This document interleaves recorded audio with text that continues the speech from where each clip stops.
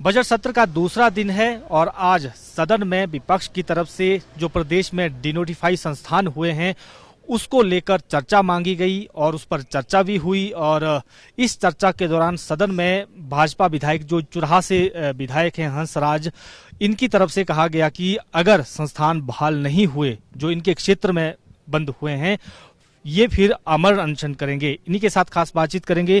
Sir, आपको ये कहना पड़ा कि अमर अनशन करूंगा, ऐसी नौबत क्यों आई कि एक डिनोटिफाई होने से, एक संस्थान के डिनोटिफाई होने से आपको अमर अनशन करने की नौबत आन पड़ी है? ऐसा है, हमने जनता को जो है वो, जब मैं तीसरी बार चुनाव में था तो हमने ये कहा कि हम आपके लिए जो है वो सारी चीज़ें वो करने की कोशिश करेंगे जो पिछले आज़ादी के इन 76 सालों में नहीं हुई हैं। चंबा जिस ज़िले को मैं रिप्रेजेंट करता हूं वो अपने आप में एस्पिरेशनल ज़िला है, आकांक्षी ज़िला है। भारत सरकार स्पेशल एफर्ट्स वहां पर कर रही है, वैसे ही हिमाचल प्रदेश सरकार को भी करने चाहिए। पूर्व की सरकार आदरणीय जयराम ठाकुर जी ने विशेष स्नेह दिया उस जिले को और बहुत बेहतरीन तरीके से चुराहा जैसे विधानसभा क्षेत्र को भी आगे बढ़ाया, जिसमें हमने अपने आईपीएच का डिवीज़न खोला, इलेक्ट्रिसिटी बोर्ड का डिवीज़न खोला, सब डिवीज़न भी खोला, एक डेवलपमेंटल ब्लॉक दिया और उसके साथ साथ जो है वो हमने एक मसरूंड में गवर्नमेंट डिग्री कॉलेज भी खोला और 2 पीएससी कोहाल और बैरागढ़ में खोले।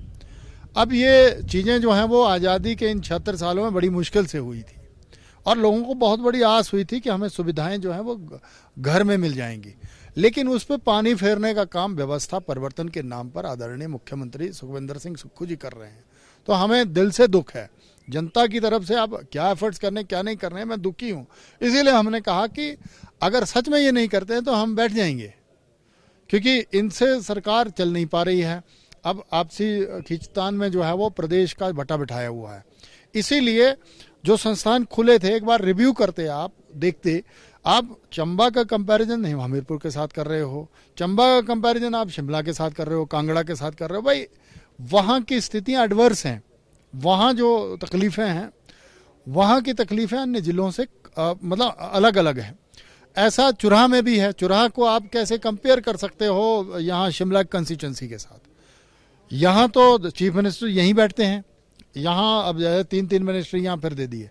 पिछली बार चंबा जैसे पहले भी दिक्कत थी, अब इस बार फिर दिक्कत है। तो हम जैसे जिन जिलों से आते हैं वहाँ पर प्रताड़ना, शोषण है, अभी भी राजनीतिक पॉलिटिकल आइसोलेशन जिसको हम कहते हैं, वो आप भी करेंगे, ये हम बर्दाश्त नहीं करेंगे। जनता के भले के लिए जो भी करना पड़ेगा हम करेंगे। अमर अनशन क्या आप अकेले करेंगे या फिर आप भाजपा विधायक दल से भी मदद मांगेंगे कि पूरे प्रदेश के ही संस्थान जिस तरह से डिनोटिफाई हुए हैं उसको लेकर सभी को बैठना चाहिए अमर अनशन पर? ऐसा संस्थान तो 900 हुए हैं रद्द, और उसमें सब विधायकों की इन्वॉल्वमेंट है। अब ये विधायक दल, हम तो विषय रखेंगे अपना, लेकिन जो मुझे लगा पर्सनली कि मेरे उस इलाके के साथ बहुत बड़ा अन्याय हुआ है, तो ये माननीय पूर्व मुख्यमंत्री और एलओपी लीडर माननीय जयराम जी से भी ये विषय रखा जाएगा। अगर वो बैठते हैं तो वेल एंड गुड है, वो तो फिर बहुत बड़ी अच्छी बात हो गई। पर अभी हम बजट का वेट कर रहे हैं कि बजट में क्या करते हैं क्या नहीं करते हैं, फिर आगे क्या रहना क्या नहीं रहना, वो सारा देखते हुए हम आगे बढ़ेंगे। ऐसा सत्ता पक्ष की तरफ से एक बात बार बार कही जा रही है कि जब लास्ट के 6 महीने 9 महीने बचे तब ऐसी एक दिव्य शक्ति आ गई कि एक साथ संस्थान खोल दिए गए। 4 साल तक बिल्कुल भी याद नहीं आया और बजट का प्रावधान भी नहीं किया था। ऐसा है, ये शक्ति तो स्वर्गीय वीरभद्र सिंह जी में भी आई थी। अक्टूबर 2017 की बात है, एक ही दिन में 21 नोटिफिकेशनें हुई, 21 गवर्नमेंट डिग्री कॉलेज की, जिसमें मटौर में अभी एक डिग्री कॉलेज चलता है, मैं हर बार देखता हूँ आते जाते, 2 कमरे हैं अभी भी, ये 10 सालों में वो वैसे ऐसे ही खड़ा है, और 17 की बात है ये। तो सरकार जो है वो अपने तरीके से काम करती है। यहाँ तो कोविड का दौर रहा, 2 साल तो आपको जाने बचाते ही गई। ये तो भला हो भारत सरकार का, भला हो पूर्व मुख्यमंत्री आदरणीय ठाकुर जयराम जी का, जो इतने बेहतर तरीके से उन्होंने हैंडल किया और जिसकी प्रशंसा पूरे भारत में हुई। आदरणीय प्रधानमंत्री जी ने कहा कि अगर जयराम जी जैसा चीफ मिनिस्टर हिमाचल में नहीं होता तो कोविड को हम रोकने में नाकामयाब होते, और जयराम जी की वाहवाही जो है वो पूरे हिंदुस्तान में हुई। तो आपने 2 साल कोविड का दौर झेला, उसके बाद अब जनता आपकी तरफ देखती है कि भाई आपको ये चीज़ें करनी जरूरी है, और जनप्रतिनिधियों की मांगे रहती है, उनको पूरा करने के लिए लास्ट के या पूरा साल ही होता है वो एक फाइनेंशियल ईयर होता है और गवर्नमेंट इन कंटिन्यूटी होती है। हमने तो कोई डिनोटिफाई नहीं किया संस्था। इन्होंने लास्ट के साल के अप्रैल से लेकर के अक्टूबर तक, नवंबर में तो 2017 में वो हो गई थी, आचार संहिता लग गई थी। इन्होंने 300 संस्थान खोले थे, हमने एक भी बंद नहीं किया था, हमने उनको रन किया। तो ये इतना अन्याय नहीं करना चाहिए। पर इनको वीरभद्र सिंह जी से भी कोई लगाव था नहीं, जो सच्चाई है। और जो भी इनके फाउंडर रहे हैं उनसे कोई लेना देना नहीं है। अब पता नहीं व्यवस्था में काय को इतने कुंठित हैं, काय को इतना विचलित हैं, या क्या घृणा है सिस्टम के साथ, वो जो है आम जनता में निकाल रहे हैं। ये दुर्भाग्य है। नीड वेस्ट संस्थानों को बहाल करने की बात हो रही है, क्या इसका समर्थन करेगी बीजेपी के? अगर जल्दी में इस तरह से संस्थान बहाल हो जाते हैं तो वो भी ठीक है। हाँ, ये अच्छी बात है, मैं तो स्वागत करूंगा।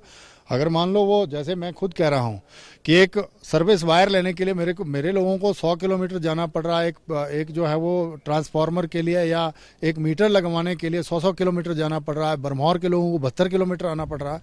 अगर ये संस्थान बहाल कर देते हैं तो हम विधिवत बहुत बड़ा स्वागत करेंगे इनका कि भाई हाँ, अब थोड़ी आत्मा जागी है।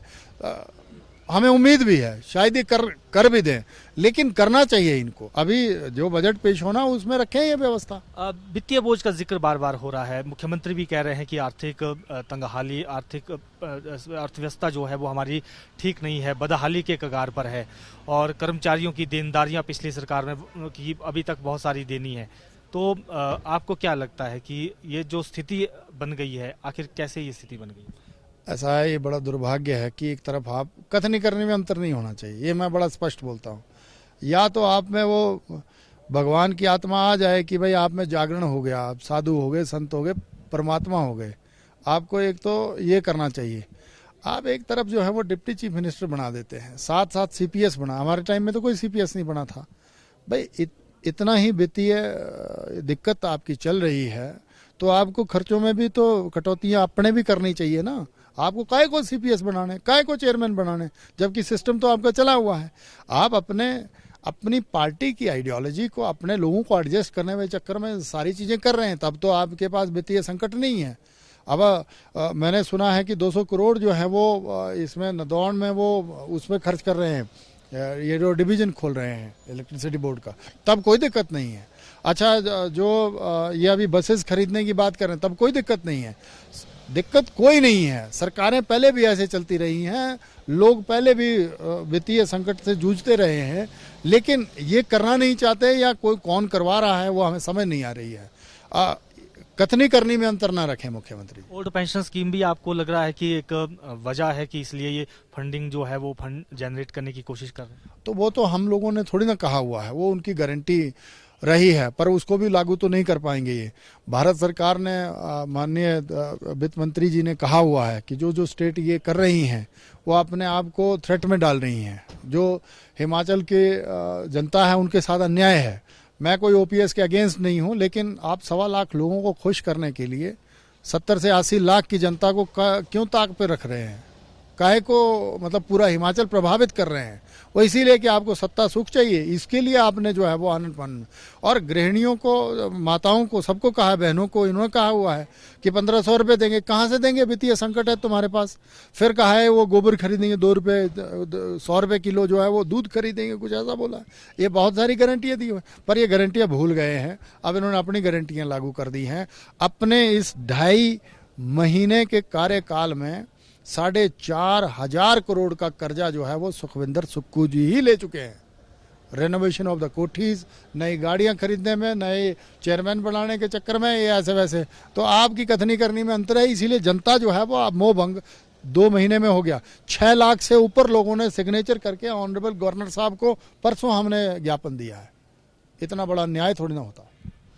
बिल्कुल, ये थे डॉक्टर हंसराज जो बीजेपी के विधायक हैं, और इन्होंने कहा है कि अगर जो ये डिनोटिफाई संस्थान हैं, जो इनके क्षेत्र में डिनोटिफाई हुए हैं, अगर उन्हें बहाल नहीं किया तो आमरण अनशन करेंगे। और इनका कहना है कि जो प्रायोरिटी बेसिस ये संस्थान बहाल होने चाहिए उसका भी स्वागत किया जाएगा। वीडियो जर्नलिस्ट अंकुर के साथ प्रदीप ठाकुर, शिमला।